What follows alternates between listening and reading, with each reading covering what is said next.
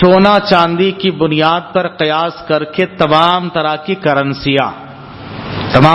کرنسیاں یاد رکھیے، کیونکہ اصل میں کرنسی کی جو بنیاد ہے وہ سونا اور چاندی ہی ہے، اور یہی اسلامی کانسیپٹ ہے، اسلامی بنیاد یہی ہے کہ اصل میں کرنسی کے طور پر، ایکسچینج کے طور پر سونا اور چاندی بنیاد ہو۔ نبی کے زمانے میں یہی تھا، صحابہ کے عہد میں یہی تھا، تابعین خیر القرون میں، خلافت کے دور میں یہی تھا۔ پھر یہودیوں نے یہ سازش رچائی کہ آہستہ آہستہ بینکنگ سسٹم لا کے لوگوں کے ہاتھ میں کاغذی نوٹ تھما دیے، کاغذی کرنسی تھما دیے، اور اس میں نمبر لکھ دیے کہ یہ 1000 2000 کے نوٹ ہے۔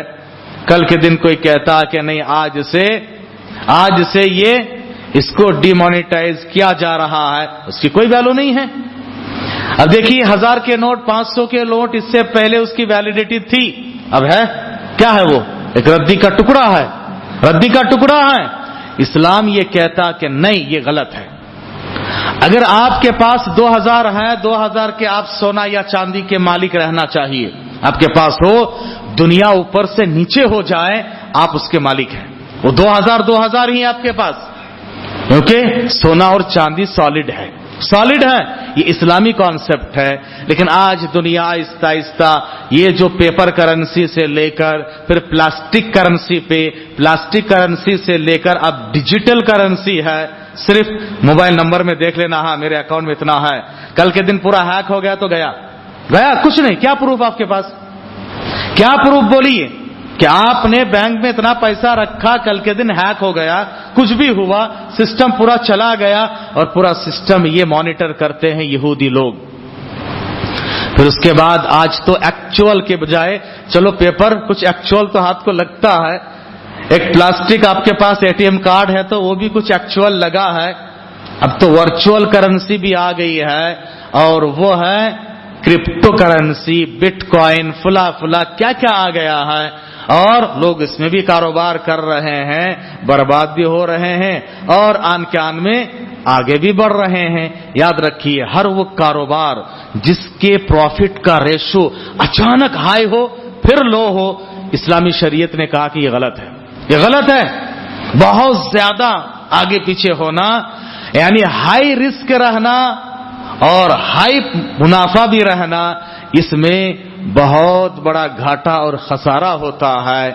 اس لیے شریعت نے کہا کہ دیکھو، سونا اور چاندی کو بنیاد رکھو، ایک زمانہ آئے گا پھر دوبارہ وہی سونا اور چاندی بیس کرنسی کے طور پر، مین آف ایکسچینج کے طور پر استعمال ہوں گے، اور اسی لیے آج یہودی لوگ سونا اور چاندی پر قبضہ کرتے ہوئے جا رہے ہیں اور دنیا والوں کو ڈیجٹ بتا رہے ہیں۔ پھر اس کے بعد پورا یہ جو الیکٹرانک میڈیا اور فلاں انٹرنیٹ کا سسٹم ہے یہود کے قبضے میں ہے، کسی دن اچانک کہیں گے بھائی پورا فیل ہو گیا، جیسے بٹ کوائن کوئی مانیٹر کر رہا تھا، کرتے ایک اتنا بڑا جا کے نیچے آ گیا، کیسے ہوا، کب ہوا، کس نے کیا، کچھ پتا نہیں ہے، کہاں گیا پیسہ پتا نہیں ہے۔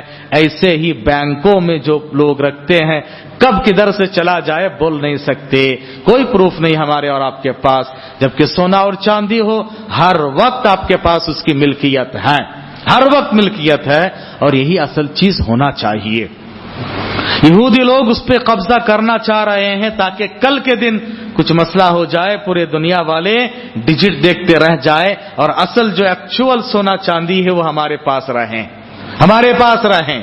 اور آج تو دنیا کی حکومتیں اس میں بھی کنٹرول کرنے کی کوشش کر رہے ہیں، ایسے یہودیوں کے کہنے پر اب سونا بھی اتنا ہی رکھ سکتے، اس سے زیادہ نہیں، ہاں ایک مرد اتنا، ایک عورت اتنا، اس سے زیادہ نہیں۔ کیا چیزیں ہو رہی ہیں دیکھیے، یہ اصل میں انسان کی آزادی کو چھینا جا رہا ہے، اور آج ہم ذہنی طور پر چند لوگوں کے غلام بنتے جا رہے ہیں۔ جیسے انگریز اس ملک میں آئے تھے، صرف 1200، کتنے تھے؟ صرف 1200 انگریز نے یہاں کے تقریباً اس زمانے کے حساب سے، اس زمانے کے اگر کاؤنٹنگ دیکھا جائے تو 80 لاکھ سے زائد لوگوں کو غلام بنا کر رکھے تھے.